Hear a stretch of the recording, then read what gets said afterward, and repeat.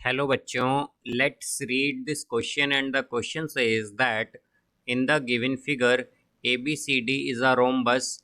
Then now let's see the options. Option A, AC square plus BD square is equal to AB square. Option B, AC square plus BD square is equal to twice of AB square. Option C, AC square plus BD square is equal to 4 into AB square.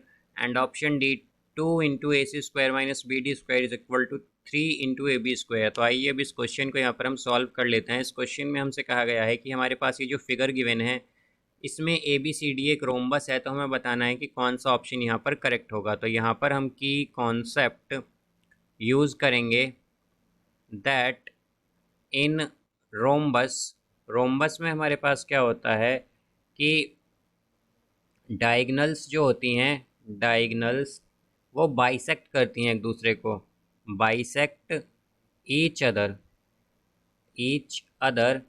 Eight right angle, right angle पर वो एक दूसरे को bisect करती हैं।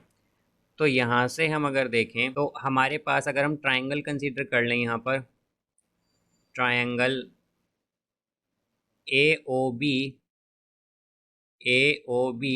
तो यहाँ पर जो हमारे पास इनका इंटरसेक्शन पॉइंट है ओ, यहाँ पर बेसिकली हमारे पास ये ट्रायंगल क्या होगा, ए ओ बी एक राइट एंगल ट्रायंगल होगा।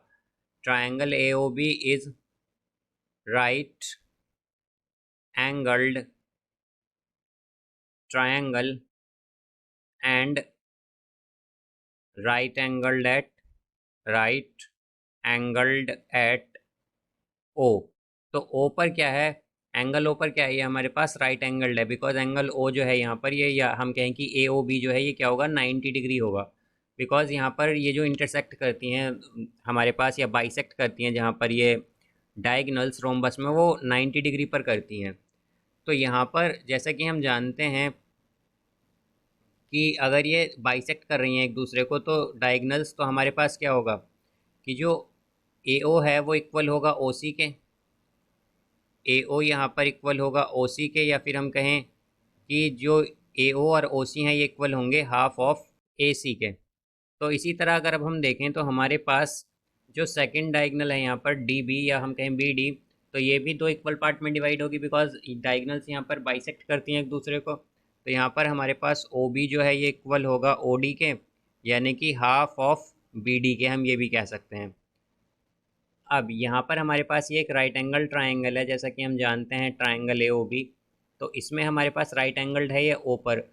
तो हम जानते हैं कि हमारे पास हाइपोटेन्यूस क्या होती है राइट एंगल ट्रायंगल में, परपेंडिकुलर या फिर राइट एंगल के जो अपोजिट साइड है उसे हम हाइपोटेन्यूस बोलते हैं। और पाइथागोरस थ्योरम के अकॉर्डिंग हमारे पास राइट एंगल ट्रायंगल में हाइपोटेन्यूस का स्क्वायर इक्वल होता है perpendicular square plus base square के। तो हम क्या कहेंगे, by Pythagoras theorem, Pythagoras theorem, तो पाइथागोरस थ्योरम से हमारे पास क्या आएगा, यहाँ पर हाइपोटेनियस ए बी है यहाँ पर, तो ए बी का स्क्वायर इक्वल होगा A O square plus O B square के। तो यहाँ से अब अगर हम देखें तो ये आएगा हमारे पास A B square is equal to A O square, क्या है हमारे पास, तो ए ओ आएगा बेसिकली, यहाँ पर ए ओ था हाफ ऑफ ए सी, तो ये आएगा half of A C, half of A C का स्क्वायर प्लस ओ बी क्या है हमारा, ओ बी है हाफ ऑफ बी डी, तो ये हाफ ऑफ बी डी का स्क्वायर हो जाएगा। तो ए बी स्क्वायर आएगा यहाँ से हमारे पास 1/4 A C square plus 1/4 B D square.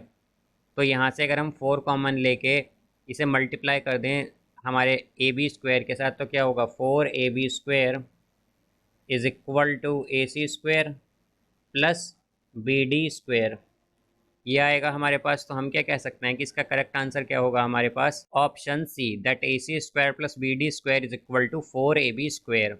So I hope you understood it well, best of luck, thank you.